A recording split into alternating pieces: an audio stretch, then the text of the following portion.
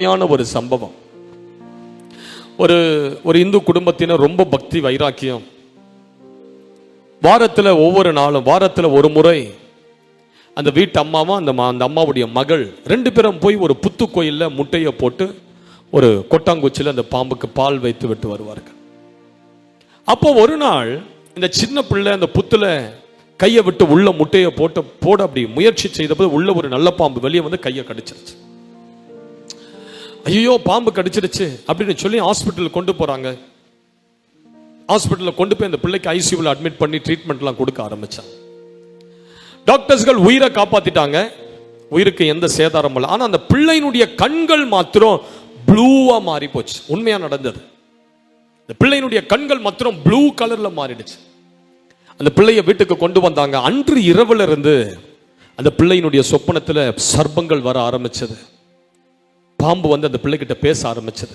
ஏய், உனக்குள்ள என்னுடைய கிரியை நான் அனுப்பிட்டேன், என் விஷயம் உனக்குள்ள இருக்குது, இன்னிலிருந்து என்னுடைய ஃப்ரெண்டு, இன்னிலிருந்து நீ என் கூட தான் இருக்கணும், நான் உனக்கு நிறைய காரியத்தை சொல்லி தர போறேன், இந்த ஏரியாவுக்கு நீ ஒரு குறி சொல்லுகிற மகளா இருக்கணும்னு சொல்லி அந்த சர்பத்தின் ஆவி அந்த மகளுக்குள்ள ஒவ்வொரு நாளும் எந்த வீட்டில் யாரு சாவ போறா, எந்த வீட்டில் யாருக்கு ஆக்சிடென்ட் ஆக போகுது, எந்த வீட்டில் என்ன துக்கமான சம்பவம் நடக்க போகுதுன்னு சொல்லி அந்த பகுதியில் இருக்கிற எல்லாரும் வீட்டை குறித்து இரவு நேரங்கள் இந்த சர்பத்தின் ஆவி சொப்பனத்தில் அந்த மகளுக்கு சொல்ல, இந்த மகள் மறுநாள் காலையில இருந்து அது அப்படியே சொல்ல, அந்த வீட்டுக்கு அது அப்படியே சம்பவிக்கும்.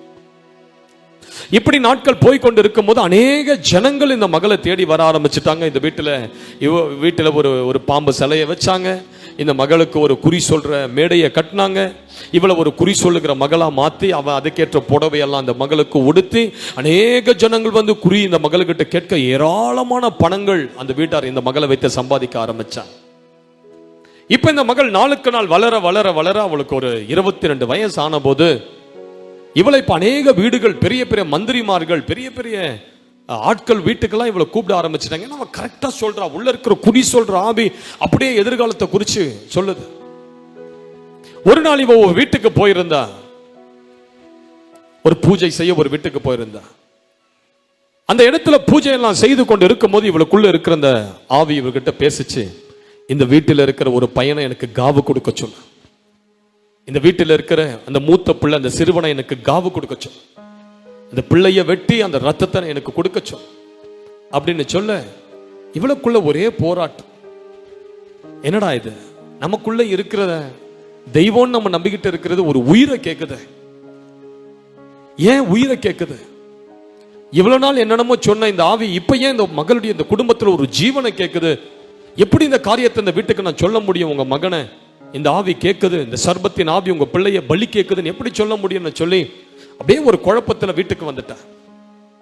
வீட்டுக்கு வந்து அவளால 2 நாட்கள் தூங்க முடியல. இந்த ஆவி தொடர்ந்து அவளுக்குள்ள பேசிக்கிட்டே இருக்குது.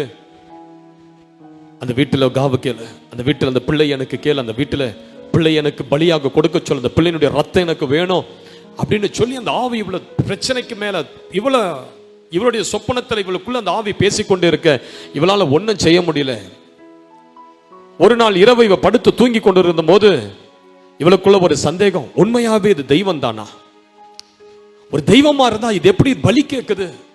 தெய்வம் தானா, தெய்வம் தானா, தெய்வம் தானா என்று சொல்லி அந்த கேள்வியோடு படுத்தா பாருங்க. அன்று இரவு அப்படி சொப்பனத்துல இயேசு தோன்றினார். அல்லேலூயா. இயேசு தோன்றி என்ன சொன்னார்? மகளே, உனக்காக நான் சிலுவையில என் ஜீவனை கொடுத்தேன், உனக்காக என்னுடைய உயிரையே நான் கல்வாரி சிலுவையில் 6 மணி நேரங்கள் ரத்தத்தை சிந்தி உன்னை மீட்டெடுக்க நான் உனக்கு ஜீவனை கொடுத்தேன். நான் தான் உயிருள்ள தெய்வம், நான் தான் இயேசு, வானத்தையும் பூமியை சிருஷ்டித்த ஜீவனுள்ள தேவன். ஹல்லேலூயா. நானே வழியும் சத்தியமும் ஜீவனுமாய் இருக்கிறேன். பிசாசு திருட கொல்ல அழிக்க வருகிறான், நானோ என் ஜீவனை உனக்கு தரும்படி இந்த பூமியில நான் வெளிப்பட்டேன். இயேசு அந்த சொப்பனத்தில் தோன்றி அவளுக்கு, நான் தான் தெய்வம், நான் தான் உயிருள்ள ஆண்டவர், என் ஜீவனை உனக்காக கொடுத்தேன் சொன்ன உடனே மறுநாள் அவள் எழுந்து ஒரே யோசனை, என்னடா இது, நம்ம தெய்வம், நம்ம வணங்கி கொண்டிருக்கிற இந்த தெய்வம் ஒரு உயிரை கேட்குது, ஆனா இந்த தெய்வம் வந்து நான் உனக்காக உயிரை கொடுத்தேன் சொல்லுது. அப்ப யாரு தெய்வம்? உயிரை கேட்கிறது தெய்வமா அல்லது உயிரை கொடுத்தது தெய்வமா? ஒரே போராட்டம். மறுநாள் காலையில் இந்த போராட்டத்தில் இருக்கும்போது அந்த தெரு வழியாக ஒரு ஊழியர் டிராக்ஸ் கொடுத்து போய்கொண்டே இருந்தார். இந்த மகளை பார்த்து ஒரு டிராக்ஸை கையில கொடுத்தார். சொன்னார், இயேசு உனக்காக ஜீவனை கொடுத்தார், இயேசு உனக்காக மரித்தார், 6 மணி நேர ரத்தங்களை சிந்தி உனக்காக, உன்னுடைய மீட்புக்காக, உன்னை பரலோகம் கொண்டு செல்ல, உன்னை பிதாவுக்கு முன்பதாக நிறுத்தி வைக்க ஒரு ஜீவனுள்ள தேவன் 2000 ஆண்டுகளுக்கு முன்பதாக உனக்காய் படும் பாடுகள் பட்டு கல்வாரி சிலுவையில் ஜீவனை கொடுத்தார். அவரே உயிருள்ள தெய்வம். மகளே, உன் இருதயத்தை இயேசுவுக்கு கொடுப்பாயா என்று சொல்ல அந்த மகளுக்குள்ள ஒரு சந்தோஷம், ஒரு ரட்சிப்பு பிறக்க ஆரம்பித்தது. இயேசுவை விசுவாசிக்க ஆரம்பித்தா. தன் வீட்டாரிடத்தில் போய் சொன்னா, இனி நான் குறி சொல்ல போவது கிடையாது, இயேசு உயிருள்ள தெய்வம் என்பதை நான் அறிந்து கொண்டேன், இனி நான் அவருக்காக வாழ போறேன்னு சொல்லும் போது அந்த வீட்டில் இவ்வளவு போட்டு அடி அடி அடின்னு அடிச்சாங்க. இவ்வளவு நாள் குறி சொல்லிக்கிட்டு இருந்த, இவ்வளவு நாள் நம்ம வீட்டை தெரிய ஏராளமான ஜனங்க வந்துட்டாங்க, இப்ப நீ இயேசுன்னு சொன்னீங்கன்னா நம்ம வீட்டுக்கு அது எவ்வளவு கேவலம். இவன் சொன்னா, இல்ல, நீங்க அடிச்சு கொண்டு போட்டாலும் சரி, எனக்காக உயிரை கொடுத்த ஒரு தெய்வத்துக்காக நான் வாழ போகிறேன். அல்லேலூயா. நல்லா கேளுங்க. இப்ப இவளை கொல்லணும்னு சொல்லி ஒரு முடிவுக்கு வந்துட்டாங்க. இவளை கொல்லணும்னு சொல்லி முடிவுக்கு வந்துட்டு என்ன பண்ணாங்க, இவளுக்கு காலையில் ஒரு கஷாயத்தை கொடுத்தாங்க. அந்த கஷாயத்தில் விஷம் இருந்தது. இவ அந்த கஷாயத்தை எடுத்தா இவளுக்கு நல்லா தெரியும் இதுல விஷம் கலந்த கஷாயம் சொல்லி. ஆனா இவளுக்குள்ள ஒரு நம்பிக்கை, ஆண்டவரே நீர் எனக்காக ஜீவனை கொடுத்தது உண்மையானால் இந்த விஷயம் என் சரீரத்தில் ஒண்ணுமே செய்ய முடியாது, இந்த விஷத்தின் வல்லமை, இந்த விஷத்தின் தன்மை என் சரீரத்தில் கிரியை செய்ய முடியாதுன்னு சொல்லி ஸ்தோத்திரம் அல்லேலூயான்னு சொல்லி குடிச்சிட்டா. வீட்டார் பார்த்துக்கிட்டே இருந்தாங்க, அவன் சாவான்னு சொல்லி சாகவே இல்லை.